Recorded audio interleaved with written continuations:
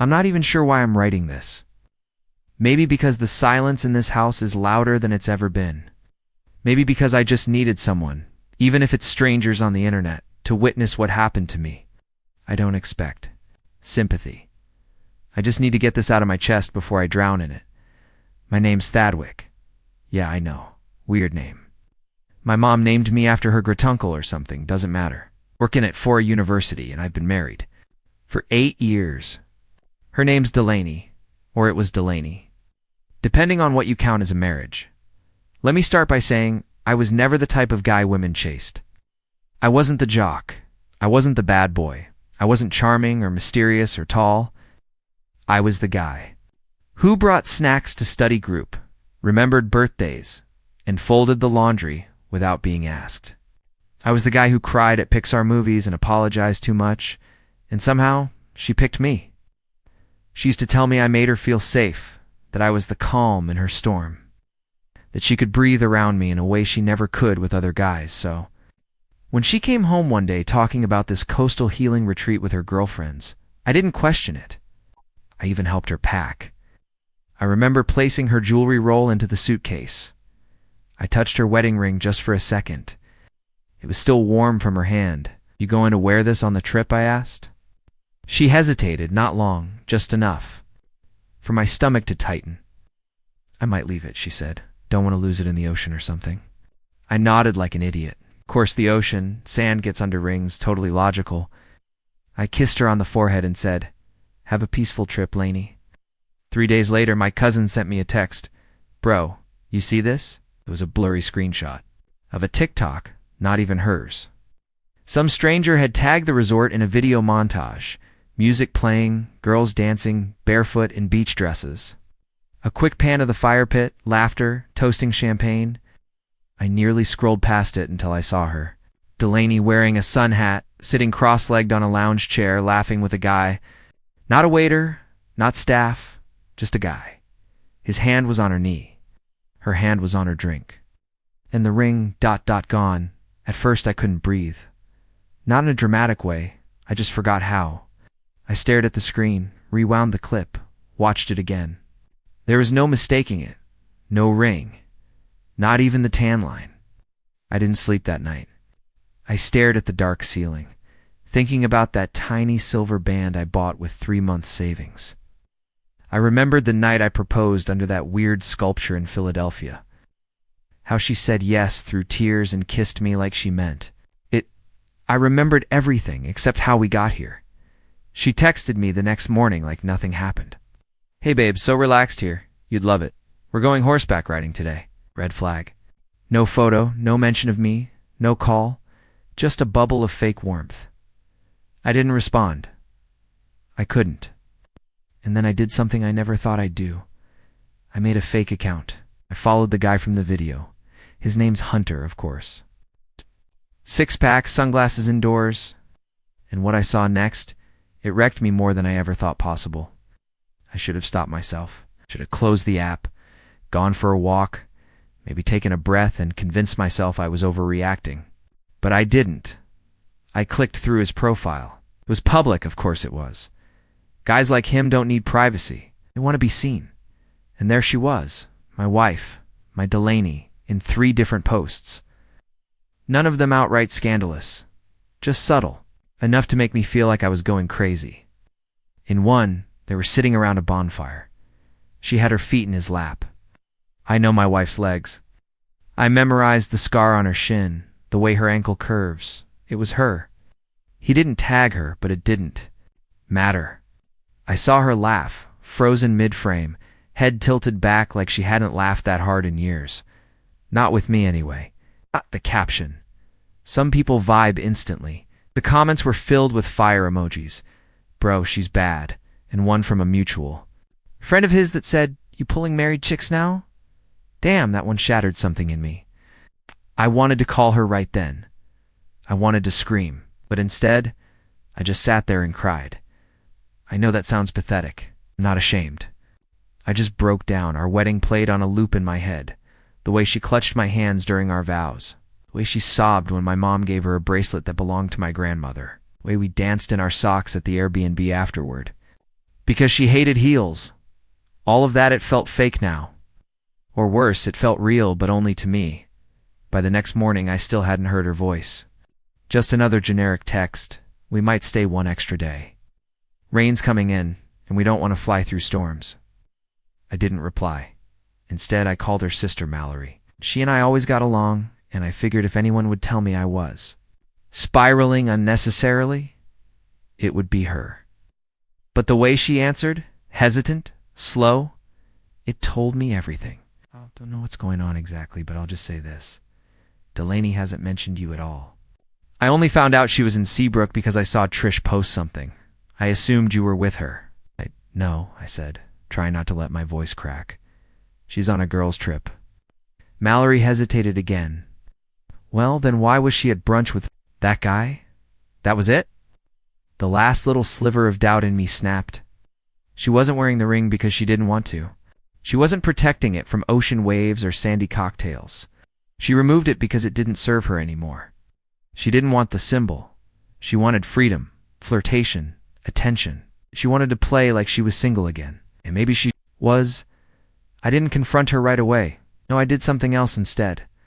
I printed every post, every comment, every screenshot. I laid them out on the table like a crime board, trying to trace where I went wrong, where I failed. I even went back through our text history to see if there were signs, hints that she'd been drifting from me long before this trip. There were too many. That night, I packed a duffel bag, just essentials. I didn't know where I'd go. I just knew I couldn't be here when she got back. I left a note on the kitchen counter, 5 words. I saw everything. Don't call. I walked out the door. What happened next? I wasn't ready for. I stayed at a small roadside motel just outside town. Not because it was comfortable, it wasn't, but because it was the only place I knew she wouldn't think to look. I didn't tell anyone where I was going. I shut off my phone and stared at the popcorn ceiling for hours, trying to quiet the war inside my head. I felt like 2 people were living in me, one who still loved her desperately, and one who hated her for destroying the version of our life I thought was real. The morning she came back, I was already gone. But I imagined it in my head, the key turning in the lock, the sound of her wheeling that loud silver suitcase over the threshold. The confused look on her face when she saw the house was empty, my shoes missing from the closet, my charger gone. The kitchen still and cold, and then the note. 5 words. That was all I gave her. I turned my phone back on that afternoon. 15 missed calls, 6 texts, 1 voicemail. The texts went from confused to nervous to angry. Where are you? Is this a joke? I don't understand what you think you saw, but we need to talk. Thad, this isn't fair. You're overreacting. If you're going to punish me for having fun, maybe we should rethink things. That last one, it flipped a switch in me. Punish. Fun. Removing your wedding ring and draping your legs across a stranger in public while pretending your husband doesn't exist? It's fun? I listened to the voicemail once. Her voice sounded shaky, but not remorseful. Dad, I don't know what kind A story you're telling yourself, but nothing happened. I took the ring off because it was chafing. You know, my skin gets irritated. And Hunter, he was just a friend, a sweet guy. You're blowing this up, and it's scaring me. Please come home, so we can talk. I miss you. I nearly laughed. Not because it was funny, but because of how familiar that voice was. That voice had soothed me during panic attacks. That voice once whispered forever against my neck as we lay tangled in bedsheets. Now it sounded like a stranger was mimicking. My wife in doing a bad job of it, I didn't go home. I needed space to think. Instead, I went to my cousin Jeremy's place. He lived in the city and owed me a favor. He welcomed me without questions. You good, man? He asked. I wasn't, but I nodded anyway. That night I made a list, a physical one, old school. 2 columns. On one side, reasons to stay. On the other, reasons to leave. The stay side was pitiful. We had good years. She used to make me feel loved. Maybe I'm overthinking. That last one, even I couldn't believe I wrote. On the leave side, it filled the whole page.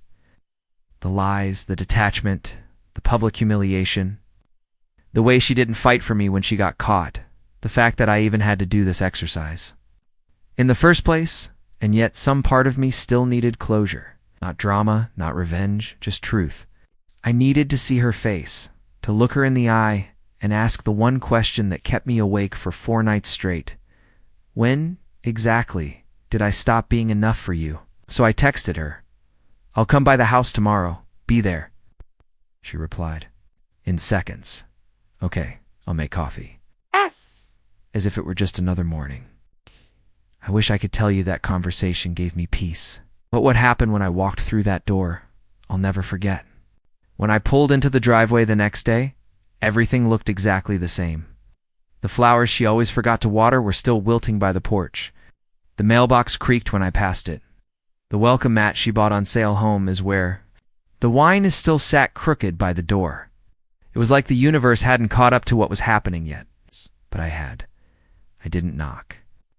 She was sitting at the kitchen table in one of my old hoodies, legs curled up beneath her, no makeup, her hair tied in that loose knot she always did when she didn't want to be seen. She looked up, and for a second, just a second, I saw panic. Then she blinked it away and smiled. Hi. I didn't sit down.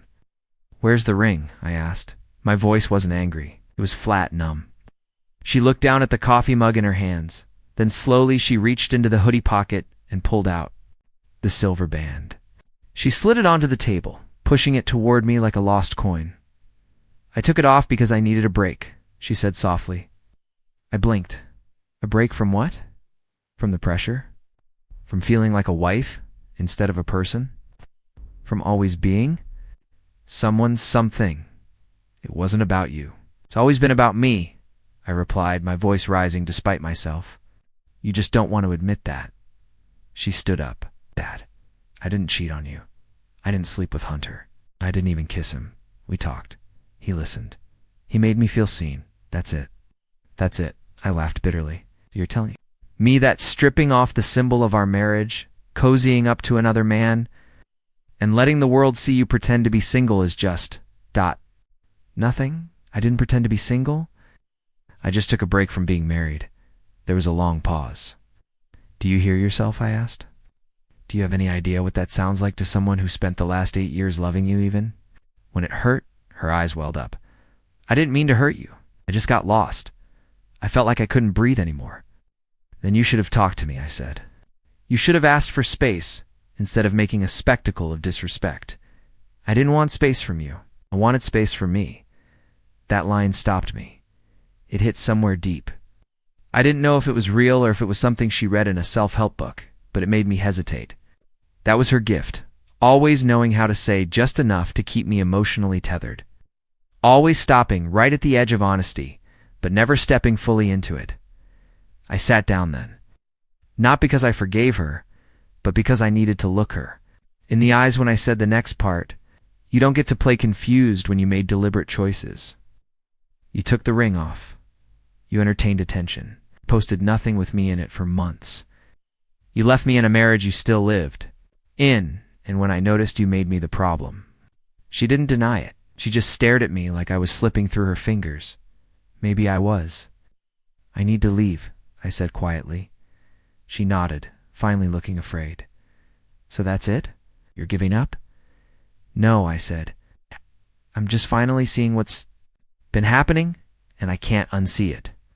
I left her standing in the kitchen, holding her ring like it still meant something, but I wasn't done.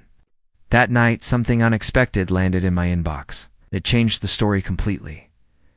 I was lying on the pull-out couch in Jeremy's apartment, staring at the ceiling fan. It was one of those nights where even blinking felt heavy. My body was tired, but my mind was sprinting through every memory, every moment I wished I could go back and change. If I had noticed the distance earlier, if I had asked harder questions, if I hadn't trusted so easily, then my phone buzzed. At first I ignored it, but something told me to look. It was a message on Instagram from someone I didn't recognize. A private account, no profile picture, no followers. One message: you deserve to know the truth. She's been lying to you for a lot longer than just this trip. Check the photos I sent. I'm sorry, I froze.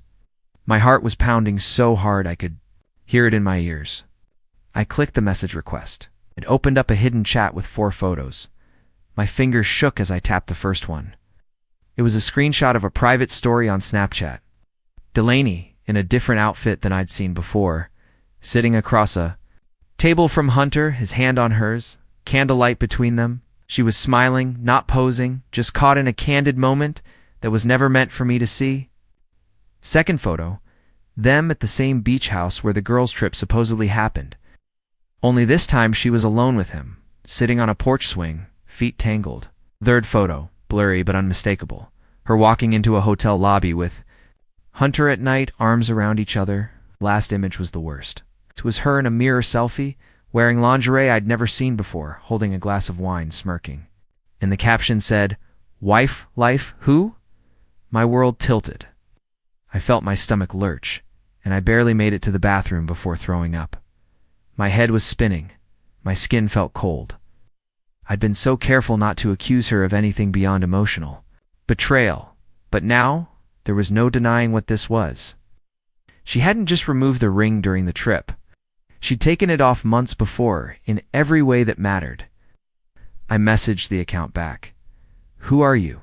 How do you have these?" They responded. Within seconds, "I'm Hunter's ex. He played me the same way he's playing your wife. I thought you should know." That was it. And I believed her. Everything made sense now. The way Delaney had started working late so often.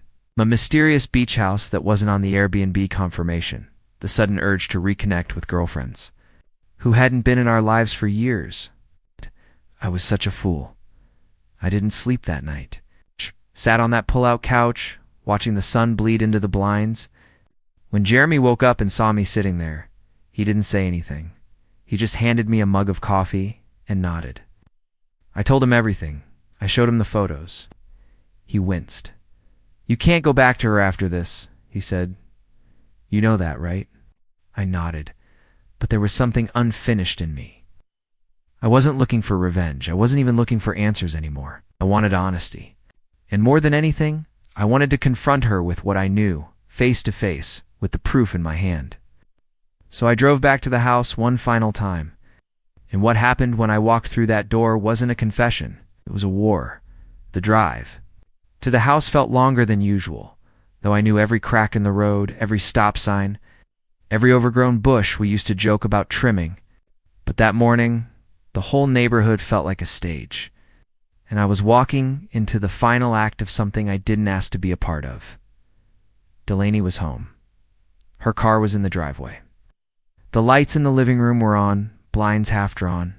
Like she'd been watching for me. I sat in my car for a long time, just staring at the door. The screenshots were still open on my phone, the images burned into my brain. I'd gone through every scenario in my head, how she might cry, deny, accuse me of invading her privacy. But none of it could have prepared me for the way she reacted. When I walked in, she was sitting on the couch, dressed like she hadn't slept, eyes puffy, a blanket around her shoulders. And she didn't flinch when I entered. No fake smile, no scramble to hide guilt. Just a long, exhausted stare. "You saw them," she said. That was it. No excuses, no shock, no lies. Just the truth, dropped like a cold weight in the center of the room. I stood there, jaw clenched, fists tightening around my phone. "You weren't even going to lie about it?" She shook her head slowly. What would be the point? I couldn't breathe. For a moment, I genuinely couldn't speak. "I needed you to deny it, Delaney. Even if it was fake, I needed you to try, to at least act like you respected me enough to pretend this didn't happen." She looked down, eyes welling up. I was going to tell you, I just didn't know how. "You didn't know how." I laughed bitterly. "You could have tried not doing it. That might have helped." "I didn't plan it," she whispered. "Didn't plan it?" I repeated. "So what? He just happened to fall into your lap. You just accidentally booked a hotel room with a guy while I was sitting at home thinking you were at a yoga retreat." She opened her mouth but didn't speak. The silence was the answer. "I gave you everything I had," I continued. "Every part of me that mattered. I stayed when things got hard. I made space for you when you pushed me away. I defended you to people who said you were distant. And the whole time, you were slipping off your ring and slipping into someone else's life. I felt like I disappeared, she said quietly. Like I was fading. And with him, I felt alive again. I stepped back like the words had hit me physically, and you couldn't feel alive with me, because I was boring, safe, predictable. Said, standing up, because you made everything about us, and I needed something that was just mine. Something selfish, something reckless. I didn't go looking for it, but when it found me, I didn't run. There was a pause between us, a horrible, aching pause. I pulled the ring from my pocket-tide, picked it up from the table days earlier, without knowing why. I placed it on the coffee table between us. You're right, I said. You didn't run. And neither will I, but I won't chase someone who walked away while still sleeping in the bed I made. She looked like she wanted to reach for me, like she didn't expect me to stand my ground, but I turned away. Before I left, I said one last thing. You didn't just cheat on me, Delaney. You erased me, and I'm finally waking up. Then I walked. Out. I didn't look back. But the fallout hadn't even started yet, because just when I thought it was over, someone else came forward, someone I never expected, and revealed a side of Delaney I didn't even know existed. And what they told me flipped this entire story on its head. I didn't think anything else could surprise me at that point. I thought I'd scraped the bottom of betrayal. I thought I'd already lost everything I could, but I was wrong. 2 days after I walked out for the last time, I was at a coffee shop, trying to breathe like a normal person. You know that feeling when the world keeps spinning but your insides are stalled in grief? That was me. I couldn't focus on anything. Couldn't enjoy music, couldn't answer well-meaning texts from friends who didn't understand the difference between heartbreak and humiliation. That's when I got the message. It came from a name I barely recognized, Trish Bellamy, one of Delaney's old co-workers. Wait, they weren't close, at least not anymore. Last I heard, Trish moved to Seattle and got engaged to some guy in finance. So when I saw her name pop up on Messenger, I almost ignored it, but curiosity is a dangerous thing. Hey Thad, I heard what happened between you and Lainey. I wasn't going to get involved, but something's been bothering me for a while. I think you should know Hunter wasn't the first. She was seeing someone at our office before he was ever in the picture. My fingers froze above the screen, not trying to stir the pot, Trish continued, but she wasn't subtle about it. His name was Byron. He was her boss before the company restructure. They were always working late. Everyone assumed something was going on, but I didn't want to believe it. She told me once that emotional connections are sometimes more dangerous than physical ones, and that stuck with me. My stomach turned. I called Trish. I didn't want hearsay. I wanted facts. She answered almost immediately. Look, I shouldn't even be telling you this, she said, her voice low and cautious. I always liked you. You were good to her, and the way she treated you. It wasn't right. I asked her everything. When it started, how long it went on, if she was sure, she was sure. She started having meetings after hours. She'd show up the next morning in the same blouse. I confronted her once, half joking.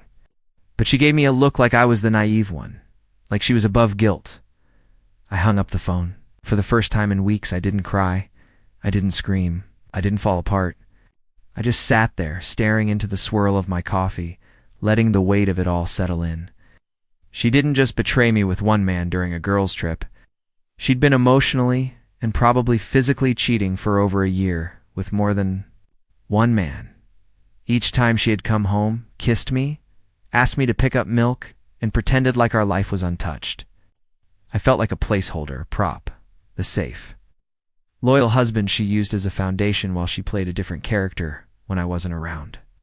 And all those nights I'd rubbed her feet while she unwound from the stress of work. She was probably thinking about him, not me. I decided I couldn't stay in the city anymore. Every street, every grocery aisle, every crosswalk was a memory. I needed distance. I needed to remember who I was before she rewrote my story with lies. I met with a lawyer the next morning. It was quiet, simple, unemotional. I handed over the documents I'd collected, the screenshots, the messages, the timeline. He nodded like he'd seen it all before. You'll be all right, he said. We already are. And just like that, I started the process of legally removing myself from the woman who had emotionally removed me from her heart long ago. But even that wasn't the final chapter. Because just as I began building a life without Delaney, she showed up again at my job with tears, apologies, promises, and a final confession I never asked for but will remember for the rest of my life. I didn't expect to see her there. It was a Tuesday, overcast, quiet.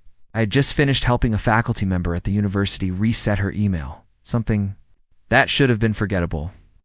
But when I stepped out of the IT office into the hallway, there Delaney was leaning against the wall like she belonged there, like she hadn't ripped open my world. Her eyes were red, no makeup, no jewelry. Just a cardigan I remembered buying for her on a chilly Vermont trip. I stood there in silence.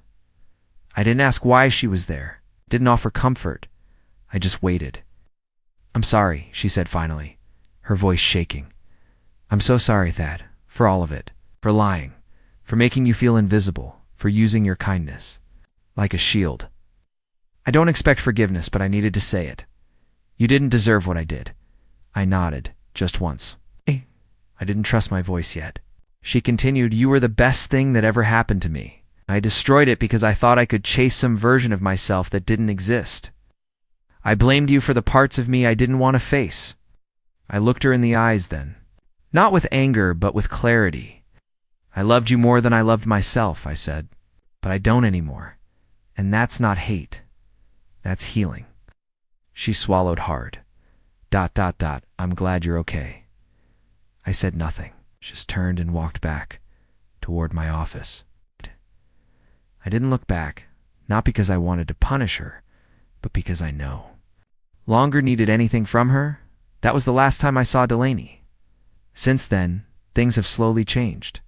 My life didn't magically transform overnight. I still have bad days. There are mornings where I reach for a second cup of coffee and wonder who I'd be if none of this had happened.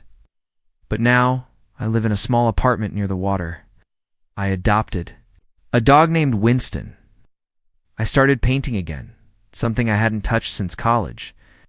My cousin Jeremy introduced me to a friend of his, a woman named May.